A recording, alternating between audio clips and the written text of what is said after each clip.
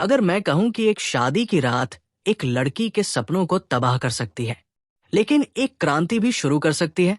अंत तक रुकिए, ये देखने के लिए कि कैसे ठुकराए जाने की आग एक अविश्वसनीय परिवर्तन का कारण बनी, जिसने पूरे गांव को हिला दिया। दोस्तों, राजगढ़ के छोटे से गांव में 22 साल की मीरा अपने प्यारे माता पिता के साथ रहती थी। मीरा के सपने आसमान जितने बड़े थे, लेकिन गरीबी ने उनके घर को कसकर जकड़ा हुआ था। उसके पिता मजदूरी करते थे और मां सिलाई का काम करके घर चलाती थी। गांव वाले हमेशा फुसफुसाते, देखो, मीरा की उम्र हो रही है, इसके माँ बाप कब तक इसके लिए रिश्ता ढूंढेंगे। ये ताने उसके माता पिता के दिल में कांटों की तरह चुभते, लेकिन वे चुपचाप सब सह लेते थे।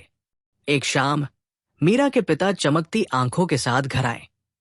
मीरा, तेरे लिए बहुत अच्छा रिश्ता मिला है। लड़का शहर में इंजीनियर है। पूरा गांव कह रहा है तेरी किस्मत खुल गई। मीरा का दिल खुशी और घबराहट से भर गया। शादी की तैयारियां धूमधाम से शुरू हो गई। घर में रिश्तेदारों की भीड़ लग गई। औरतें गीत गाने लगी। बच्चे खुशी से इधर उधर दौड़ने लगे। लेकिन फिर आई वो शादी की रात जो हमेशा के लिए सब कुछ बदल देने वाली थी। बारातियों की धूम धड़ाका के साथ आई। गांव में ढोल की आवाज गूंजी, आसमान में पटाखे फूटे। लेकिन जैसे ही रस्में शुरू होने वाली थी, लड़के के पिता ने एक चौंकाने वाली घोषणा की। हमें 10 लाख रुपए नकद और एक नई गाड़ी चाहिए दहेज में। बिना दहेज के शादी नहीं होगी। मीरा के पिता घुटनों पर गिर गए। गिड़गिड़ाते हुए बोले, भाई साहब, हम तो सीधे सादे लोग हैं। जो कुछ था वो तो खर्च कर दिया। इतने पैसे हमारे बस की बात नहीं। लड़के के पिता ने ठंडे लहजे में कहा, तो फिर ये शादी समेट लो, हम जा रहे हैं। पूरे गांव के सामने बारात वापस मुड़ गई। मीरा खड़ी रह गई, अपने सपनों को हजारों टुकड़ों में बिखरते देखती। गांव वाले बुरी तरह फुसफुसाने लगे, अब इसे कौन शादी करेगा, इसकी जिंदगी खराब हो गई। लेकिन दोस्तों, जो इसके बाद हुआ वो आपको पूरी तरह चौंका देगा। आंसुओं की जगह मीरा की आंखों में दृढ़ता की आग जल रही थी। उसने उस रात अपने आप से एक वादा किया, आज इन्होंने मुझे ठुकराया है, लेकिन एक दिन यही समाज मेरे आगे झुकेगा। मीरा ने आगे क्या किया, कैसे उसने इस अपमान को अपनी सबसे बड़ी ताकत में बदला। आप यकीन नहीं करेंगे कि मीरा ने अपनी शादी टूटने के अगली सुबह क्या किया। जब सभी उम्मीद कर रहे थे कि वो शर्म से छुप जाएगी, उसने एक ऐसा फैसला लिया जिससे पूरा परिवार हैरान रह गया। अगली सुबह जब पूरा गांव उसकी बर्बाद जिंदगी की चर्चा कर रहा था, मीरा दृढ़ता के साथ अपने पिता के पास गई। पापा, मैं आगे पढ़ना चाहती हूं। मैं सिविल सर्विसेज की तैयारी करना चाहती हूं। उसके पिता हैरानी से देखते रह गए। बेटा, इस शादी में हमारी सारी जमा पूंजी चली गई। अब तेरी पढ़ाई का खर्च कैसे उठाएंगे। मां की चिंता थी, मीरा, समाज लड़कियों को आसानी से आगे नहीं बढ़ने देता। तू अकेली ये लड़ाई कैसे लड़ेगी। मीरा मुस्कुराकर बोली, मां, मैं अकेली कहां हूं। आप सब तो मेरे साथ हैं। अगर मैं पढ़ लिख कर अपने पैरों पर खड़ी हो जाऊं तो क्या आपको गर्व नहीं होगा। पूरा परिवार चुप हो गया। आखिर में पिता ने सिर हिलाया, अगर यही तेरी चाह है तो जो कुछ भी हमारे पास है उससे तेरा साथ देंगे। मीरा की अविश्वसनीय यात्रा शुरू हुई। दिन में वो खेतों में काम करती और मां के घरेलू कामों में हाथ बंटाती। रात में मिट्टी के तेल की मध्यम रोशनी में पड़ती। गांव वाले उसका मजाक उड़ाते, शादी तो टूट गई, अब पढ़ लिख कर क्या करेगी। लेकिन मीरा को उनकी बातों की परवाह नहीं थी। उसका एक ही लक्ष्य था, खुद को साबित करना। शहर से उसके चाचा ने सुझाव दिया, अगर तू सिविल सर्विसेज के लिए गंभीर है तो शहर आकर सही कोचिंग ले। डर के बावजूद मीरा के माता पिता ने उसे जाने की इजाजत दे दी। शहर में मीरा को भारी कठिनाइयों का सामना करना पड़ा। वो एक छोटे से कमरे में रहती, दिन में ट्यूशन पढ़ाकर अपने खर्चे निकालती और रात को देर तक पढ़ती। कई बार भूखी सोनी पड़ी, लेकिन उसका हौसला कभी नहीं टूटा। लोग उससे सवाल करते, लड़की को इतना पढ़ने की क्या जरूरत, क्या फायदा है? लेकिन मीरा को वो रात याद आती जब उसकी शादी टूटी थी और उसके दिल की आग और तेज हो जाती। लेकिन दोस्तों, मीरा की असली परीक्षा अभी बाकी थी। क्या हुआ जब वो अपनी जिंदगी के सबसे बड़े इम्तिहान के सामने खड़ी हुई? वो दिन आ गया था जो मीरा की पूरी जिंदगी का फैसला करने वाला था। 2 साल की अथक मेहनत के बाद क्या उसकी कुर्बानियां रंग लाने वाली थी, या समाज को फिर से कहने का मौका मिलने वाला था, हमने पहले ही कहा था। 2 साल की कड़ी मेहनत के बाद सिविल सर्विसेज की परीक्षा का दिन आया। मीरा उस एग्जाम हॉल में पूरे आत्मविश्वास के साथ बैठी। उसका दिमाग तेज और केंद्रित था। हर सवाल उसे उन रातों की याद दिलाता जब वो मिट्टी के तेल की रोशनी में पढ़ती थी। हर जवाब उस अपमान से भरा था जो उसने झेला था। नतीजों का इंतजार करने के महीने सालों की तरह लग रहे थे। मीरा अपनी ट्यूशन चलाती रही, लेकिन उसका दिल बेचैन था। क्या उसकी मेहनत रंग लाएगी? फिर आई वो शाम जिसने सब कुछ बदल दिया। मीरा अपने छात्रों को पढ़ा रही थी जब उसका फोन बजा। कांपते हाथों से उसने रिजल्ट की वेबसाइट चेक की। जब उसने चुने गए उम्मीदवारों की सूची में अपना नाम देखा, एक आईपीएस अधिकारी के रूप में, खुशी के आंसू उसके चेहरे पर बह निकले। उसने तुरंत घर पर फोन किया। पापा, मां, मैंने कर दिया। मैं पुलिस अधिकारी बनने जा रही हूं। माता पिता की खुशी का ठिकाना नहीं था। पिता ने आंसुओं से भरी आंखों के साथ कहा, बेटा, तूने हमारा सिर गर्व से ऊंचा कर दिया। राजगढ़ गांव में ये खबर आग की तरह फैली। वही लोग जिन्होंने उसका मजाक उड़ाया था, अब उसकी तारीफ कर रहे थे। देखो मीरा कितनी आगे निकली, उसने हमारे गांव का नाम रोशन किया। लेकिन दोस्तों, मीरा सिर्फ व्यक्तिगत सफलता से संतुष्ट नहीं थी। उसके पास बड़े प्लान थे। अपनी ट्रेनिंग के दौरान उसे हर ताना, अपमान का हर पल याद आता। उसने तय किया कि वो सिर्फ कानून की सेवा नहीं करेगी, वो अपने पद का इस्तेमाल हर उस लड़की के लिए लड़ने में करेगी जिसे समाज बेकार समझता है। ट्रेनिंग पूरी करने के बाद अफसर मीरा सिन्हा को पहली पोस्टिंग मिली। और अनुमान लगाइए क्या, वो उसके अपने होम डिस्ट्रिक्ट में थी। वही इलाका जहां उसकी शादी टूटी थी, जहां लोगों ने उसका भविष्य खत्म समझा था।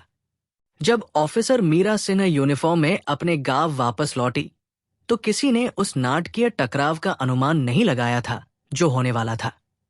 वही लोग जिन्होंने उसे ठुकराया था, अब एक ऐसे पल का सामना करने वाले थे जिसे वे कभी नहीं भूलेंगे। 3 साल बाद इंस्पेक्टर मीरा सिन्हा एक आधिकारिक जांच के लिए राजगढ़ गांव लौटी।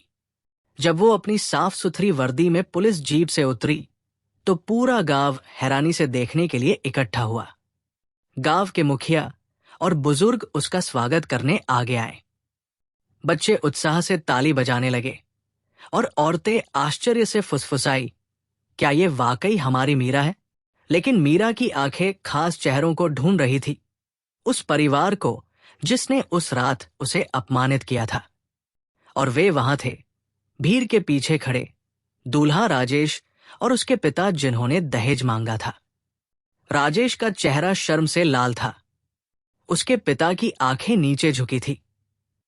वही आदमी जो घमंड से 10 लाख रुपए मांग रहा था, अब उस लड़की के सामने कांप रहा था जिसे उसने कभी ठुकराया था। मीरा सीधे उनके पास गई।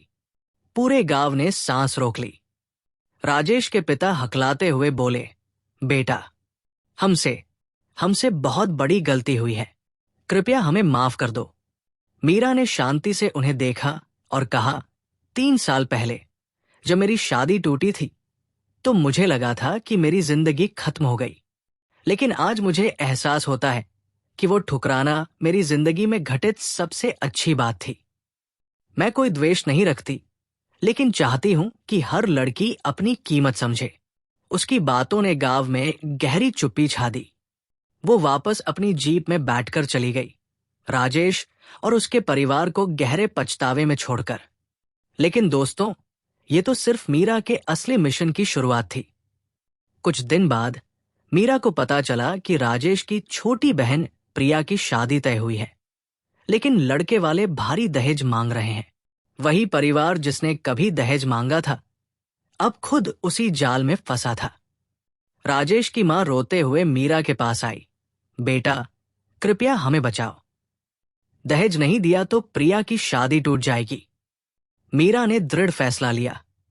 वो सीधे लड़के के घर गई और सख्ती से चेतावनी दी, दहेज मांगना अपराध है। या तो बिना दहेज के शादी करो या कानूनी कार्रवाई का सामना करो। लड़के वाले डर गए और बिना दहेज के शादी करने को राजी हो गए। प्रिया की शादी बच गई और राजेश के परिवार को आखिर में एहसास हुआ कि उन्होंने कभी मीरा को कितना दुख दिया था। जो एक औरत की गरिमा की लड़ाई के रूप में शुरू हुआ था, वो एक ऐसे आंदोलन में बदलने वाला था जो सदियों पुरानी परंपराओं की जड़ें हिला देगा। लेकिन मीरा जो बदलाव ला रही थी, उससे सभी खुश नहीं थे। इंस्पेक्टर मीरा सिंह ने अपने पद का इस्तेमाल स्थायी बदलाव लाने के लिए करने का फैसला किया। वो अपने जिले के स्कूलों में जाने लगी, युवा लड़कियों से शिक्षा और उनके अधिकारों के बारे में बात करने। ध्यान से सुनो, वो उनसे कहती, तुम किसी पर बोझ बनने के लिए पैदा नहीं हुई हो, तुम अपनी पहचान बनाने के लिए पैदा हुई हो। उसकी बातों ने कई लड़कियों को प्रेरणा दी, लेकिन कुछ रूढ़िवादी परिवारों को यह बदलाव पसंद नहीं आया। उन्होंने शिकायत की, ये पुलिस अधिकारी हमारी बेटियों के दिमाग में गलत बातें भर रही है। लेकिन मीरा नहीं रुकी। उसने 3 गांवों में लड़कियों के लिए मुफ्त कोचिंग सेंटर स्थापित किए, जहां वे प्रतियोगी परीक्षाओं की तैयारी कर सकती थी। उसने अपनी सैलरी का इस्तेमाल करके किताबें खरीदी और शिक्षक नियुक्त किए। परिणाम कमाल के थे। 1 साल के भीतर इन गांवों की 15 लड़कियों ने विभिन्न प्रतियोगी परीक्षाएं पास की। सफलता की कहानियां फैलने लगी और ज्यादा माता पिता अपनी बेटियों की शिक्षा का समर्थन करने लगे। हालांकि इस परिवर्तन से सभी खुश नहीं थे। एक रात बदमाशों ने मीरा के एक कोचिंग सेंटर में आग लगा दी। आधी बिल्डिंग जल गई। स्थानीय महिलाएं अपने सपनों को जलते देखकर रो रही थी, लेकिन मीरा की आंखों में गुस्से की आग जल रही थी। तुम हमारी बिल्डिंग जला सकते हो, लेकिन हमारे हौसले नहीं जला सकते, उसने घोषणा की। अगले ही दिन उसने एक अलग बिल्डिंग में कोचिंग सेंटर खोल दिया। लड़कियां और भी उत्साह के साथ आई और स्थानीय महिलाओं ने सेंटर के प्रबंधन में मदद करने की स्वेच्छा से पेशकश की। एक बुजुर्ग महिला ने कहा, बेटा, ये अब सिर्फ तेरा सपना नहीं है, ये हम सभी का सपना है। मीरा को एहसास हुआ कि उसकी व्यक्तिगत लड़ाई पूरे समुदाय के बदलाव के संघर्ष में बदल गई है। लेकिन असली चुनौती अभी आनी थी। उसका विरोध करने वाले लोग धमकियां देने लगे। एक रात उसके घर पर पत्थर फेंके गए और एक धमकी भरा पत्र छोड़ा गया, लड़कियों की शिक्षा की ये बकवास बंद करो या परिणाम भुगतने के लिए तैयार रहो। मीरा की मां डर गई, लेकिन मीरा ने दृढ़ता से कहा, मां, अगर अब हम डर गए तो ये डर हमेशा के लिए रह जाएगा। हमें लड़ना होगा। उसने कोचिंग सेंटरों के आसपास सुरक्षा बढ़ा दी और धमकी देने वालों के खिलाफ शिकायत दर्ज कराई। जिला कलेक्टर और अन्य अधिकारी उसके मिशन का समर्थन करने लगे। ये वही क्षण है, वो क्षण जो ये तय करेगा कि क्या मीरा की क्रांति बचेगी या हमेशा के लिए कुचल दी जाएगी। आगे जो हुआ वो आपको गूज बम्स देगा और दृढ़ संकल्प की शक्ति में आपके विश्वास को बहाल करेगा। जिले के रूढ़िवादी तत्वों का सब्र टूट गया था।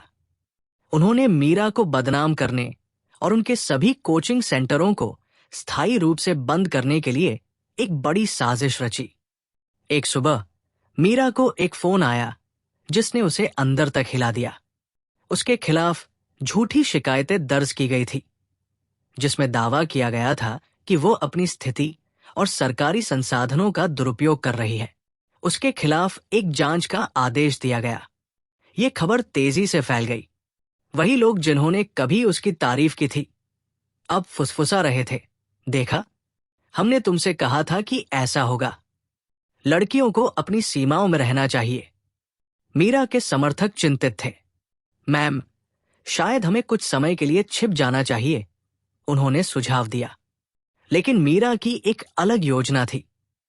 छिपने के बजाय उसने चुनौती का सामना करने का फैसला किया। उन्होंने जिला मुख्यालय में एक विशाल सार्वजनिक बैठक बुलाई। सैकड़ों लड़कियां और महिलाएं जिन्हें उनके कोचिंग सेंटरों से लाभ हुआ था, उनका समर्थन करने आईं। जिन माता पिता की बेटियों ने प्रतियोगी परीक्षाओं को पास किया था, उन्होंने सकारात्मक बदलावों के बारे में पैशनेटली बात की। काव्या नाम की एक लड़की, जो मीरा के मार्गदर्शन के कारण एक शिक्षिका बन गई थी, ने आंसू भरी आंखों से कहा, अगर इंस्पेक्टर मैम ने मुझ पर विश्वास नहीं किया होता तो मेरी शादी 18 साल की उम्र में ही हो गई होती। आज मैं दूसरे बच्चों को पढ़ा रही हूं। जांच समिति इन गवाहियों से प्रभावित हुई। गहन जांच के बाद मीरा के खिलाफ सभी आरोप हटा दिए गए।